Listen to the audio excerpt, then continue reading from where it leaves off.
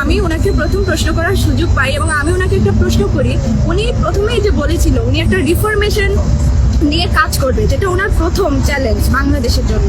তো তখন আমি ওনাকে ওই রিফরমেশন এজেন্ডা থেকে একটা প্রশ্ন করি, যে যেখানে উনি ঢাকায় 8 আগস্ট 2024 এসে উনি প্রথমেই বলেছিলেন যে আমার মেইন চ্যালেঞ্জেস হচ্ছে বাংলাদেশের সবাইকে ঐক্যবদ্ধ করা।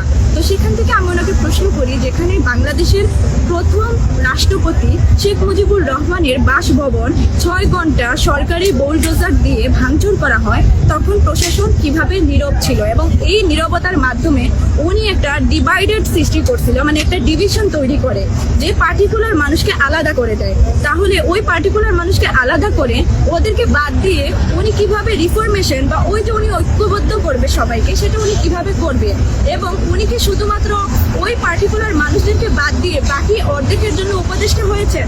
এরকম একটা প্রশ্ন করি, যে প্রশ্নটা উনি আসলে ছুঁতে পারেননি এবং উনি যে উত্তরটা দেয় সেটা উনি ওনার মতো করে আসলে ব্যাখ্যা করেন, যেটা আমার প্রশ্নকে উনি টাচই করতে পারেন।